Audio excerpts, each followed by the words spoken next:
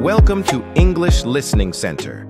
This is a global English podcast channel where you can improve your English listening skills in a clear, simple, and professional way. Here, you will listen to real English and learn useful expressions that will help you understand and speak English better. Stay with us until the end and enjoy the lesson. Don't forget to like, share, and subscribe to support the channel. And we'll also give you some tips on how to sound natural and confident when you're speaking. So, get ready to learn how to greet people, ask for help, and feel more confident as you start your new adventure. Hi, you must be Michael. Welcome. Hi, yes, I'm Michael. It's my first day. It's nice to meet you. I'm Anna. I'll help you today. Nice to meet you too, Anna. Thank you. No problem. How are you doing? I'm good, thanks. Little nervous, but excited. That's normal. Don't worry. It's easy here. I hope so. Where do I start? First, let's go to your desk. I'll show you. Okay, great. Here's your computer. Can you turn it on? Yes, I can. Like this. Yes, perfect. Do you have any questions? Not yet, but maybe later. Of course. Just ask me, or anyone.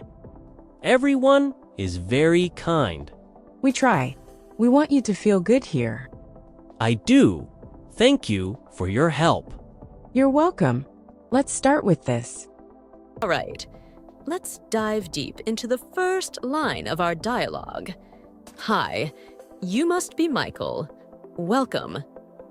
This is a very common and polite way to initiate a conversation with someone you're expecting, especially in a professional setting like a workplace.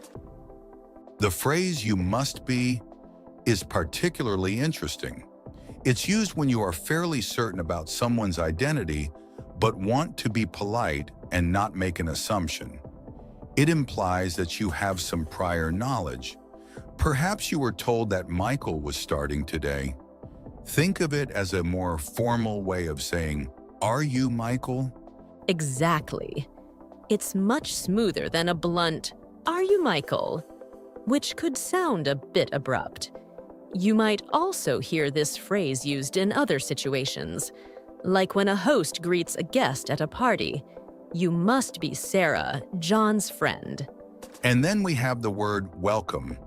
This is a universal expression of greeting and goodwill. It immediately makes the person feel comfortable and acknowledged.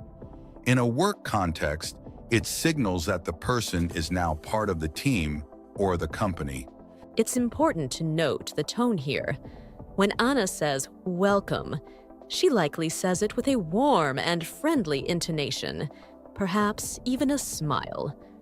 Nonverbal cues like these are crucial in communication as they convey emotions and intentions. A flat or monotone welcome could sound less sincere. Michael responds with, "Hi, yes, I'm Michael. It's my first day." This is a clear and concise way to confirm his identity and provide essential context. The word yes is a simple but vital word. It affirms Anna's statement and shows that Michael is engaged in the conversation. In English, it's generally good to give clear and direct answers, especially in initial interactions. A simple yes is often sufficient and polite. By adding "it's my first day," Michael immediately explains why he might be unfamiliar with the surroundings, the people, or the procedures. It's a way of preempting any potential awkwardness and setting expectations. It invites understanding and patience from his new colleagues. Again, consider the tone. Michael likely says this with a mix of politeness and perhaps a hint of nervousness or excitement. His body language might also reflect this.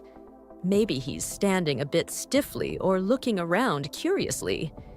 He might also make eye contact to show he's engaged. Anna continues with, "It's nice to meet you. I'm Anna. I'll help you today. This is a standard and courteous way to introduce oneself and offer assistance. The phrase, "It's nice to meet you," is a fundamental expression used when meeting someone for the very first time. It's polite and friendly, and it's always a good idea to use it, even in a casual setting. You can also say, "Pleased to meet you," which is slightly more formal. Notice that Anna also states her name clearly. I'm Anna. This is important, even if Michael might already know her name. It's a way of formally establishing the introduction and ensuring clarity, especially in a busy work environment. And then she offers her help. "I'll help you today." This is a very kind and proactive gesture. It immediately puts Michael at ease and signals that he has someone to rely on. I'll is a contraction of I will, which is very common in spoken English. Offering help proactively can create a positive first impression. Michael replies, "Nice to meet you too, Anna. Thank you." The word "to" is crucial here. It indicates reciprocity, that Michael shares the same sentiment as Anna. It means also or as well. Using "to" shows that you are acknowledging and returning the polite gesture. And of course, we have the essential phrase, "Thank you." Expressing gratitude is vital in any social interaction, and especially in a professional setting. It shows respect and appreciation for Anna's welcome and offer of help. A simple "thank you" can go a long way in building positive relationships. Anna responds with, "No problem. How are you doing?" No problem is a very common and versatile phrase. It can mean "you're welcome," "it's not a problem," or "don't mention it."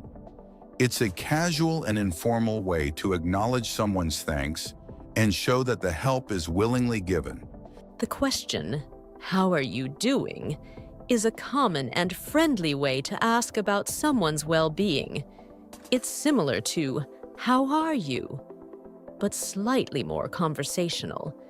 In a workplace, it's a way of showing that you care about the person as an individual, not just as a colleague. It opens the door for a brief, polite exchange. Michael answers, "I'm good, thanks. A little nervous, but excited." "I'm good" is a very common and simple way to say "I'm fine" or "I'm well." It's a standard response to "How are you doing?" and keeps the conversation flowing. Michael is also honest about his feelings. He says a little nervous but excited. This is perfectly natural on a first day. Nervous means feeling anxious or worried, while excited means feeling happy and enthusiastic. Sharing these feelings can help build rapport and make him seem more relatable. Anna is reassuring. "That's normal. Don't worry, it's easy here." "That's normal" is a comforting phrase. It validates Michael's feelings and tells him that he's not alone in feeling this way. It's a way of normalizing the experience and making him feel more comfortable. And then she says, "Don't worry." This is a direct attempt to alleviate Michael's anxiety. It's a kind and supportive thing to say, especially to someone new and potentially feeling overwhelmed. "Don't" is a contraction of "do not," which is also very common in spoken English. Finally, she adds, "It's easy here."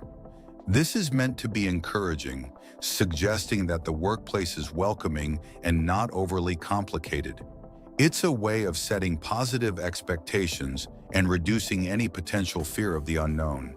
Michael then asks a practical question. "I hope so." Where do I start? "I hope so" is a short way of saying, "I hope that's true." It expresses Michael's desire for Anna's assessment to be accurate and shows his eagerness to begin his new role. The question, "Where do I start?" is a very logical one on a first day. It shows that Michael is ready to get to work and is seeking guidance on what to do first. It's a proactive way of showing initiative. Anna provides direction. First, let's go to your desk. I'll show you. First is a word that indicates sequence, showing that this is the initial action. Let's is a contraction of let us, which is used to make a suggestion or proposal that includes both speakers. Go to your desk is a simple instruction indicating that they are moving to Michael's workspace. I'll show you is another offer of assistance, indicating that Anna will guide Michael and provide necessary information about his workstation. Michael's response, okay, great, is short but positive. Okay is a versatile word that can indicate agreement or understanding. Great is an expression of approval or enthusiasm, showing that Michael is receptive to Anna's guidance. Anna then gives another instruction. Here's your computer. Can you turn it on? Here's is a contraction of here is, used to present something. Can you turn it on? Is a polite request to perform an action, specifically operating the computer. Turn it on is a phrasal verb, which is a verb combined with a preposition or adverb. Phrasal verbs are very common in English, and turn on specifically means to activate a machine or device. Understanding phrasal verbs is crucial for English fluency. Michael confirms his ability. Yes, I can. Like this? Like this is a question used to check if an action is being performed correctly. It's a way of seeking confirmation and ensuring he understands the instructions. Anna provides feedback. Yes, perfect. Do you have any questions? Perfect is an adjective expressing approval or excellence, indicating that Michael has done it correctly. Do you have any questions? Is a standard way to solicit inquiries and ensure Michael feels comfortable asking for clarification. Michael's response, not yet, but maybe later, is polite and non-committal. Not yet indicates that he doesn't have any questions at the moment, but he anticipates having some in the future. This manages expectations and keeps the communication open. Anna reiterates her offer of help. Of course. Just ask me, or anyone. Of course is an expression of agreement or willingness. Just ask me is an encouragement to seek assistance without hesitation, and adding or anyone broadens his support network. Michael expresses his appreciation. Everyone is very kind. Kind is an adjective describing someone who is friendly, helpful, and considerate. This positive observation shows that Michael is having a good initial experience. Anna explains their company culture. We try. We want you to feel good here. We try indicates their effort to create a positive and supportive environment. We want you to feel good here expresses their genuine desire for Michael's well-being and comfort. Michael is grateful again. I do. Thank you for your help. He acknowledges their efforts and expresses his gratitude for the assistance he has received so far. And Anna concludes with, "You're welcome. Let's start with this." "You're welcome" is the standard polite response to thank you. And "let's start with this" indicates that they are about to begin a specific task or activity, moving the onboarding process forward. Now that we've thoroughly analyzed the dialogue, let's listen to it again. This time, focus on the overall flow of the conversation and the natural rhythm of the English language. Pay close attention to how Anna and Michael use intonation to convey meaning and emotion. Notice how their voices rise and fall and how they emphasize certain words. Try to feel the natural pauses in their speech. We strongly encourage you to practice this conversation yourself. You can pair up with a friend, a language partner, or even practice by reading the parts aloud on your own. Focus on sounding as natural as possible. Try to mimic the pronunciation and intonation that you hear in the recording. This will help you sound more natural and confident when you speak English in similar real-life situations. Remember, repetition is key to language learning. The more you practice, the more comfortable and fluent you will become. Don't be afraid to make mistakes. They are a natural part of the learning process. Hi, you must be Michael. Welcome. Hi. Yes, I'm Michael. It's my first day. It's nice to meet you. I'm Anna. I'll help you today. Nice to meet you too, Anna. Thank you. No problem. How are you doing? I'm good. Thanks. Little nervous, but excited. That's normal. Don't worry. It's easy here. I hope so. Where do I start? First, let's go to your desk. I'll show you. Okay, great. Here's your computer. Can you turn it on? Yes, I can. Like this. Yes, perfect. Do you have any questions?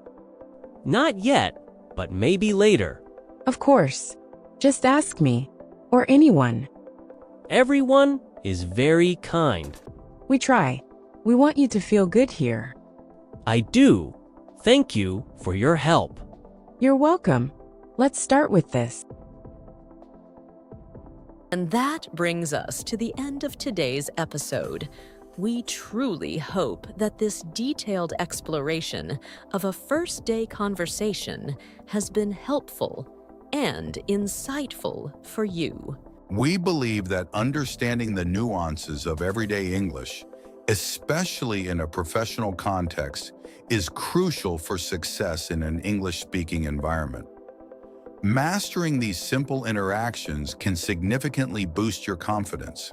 Remember, the key takeaways from this episode are not just the individual words and phrases, but also the importance of politeness, clarity, and effective communication, both verbal and nonverbal. Don't hesitate to revisit this episode as many times as you need to.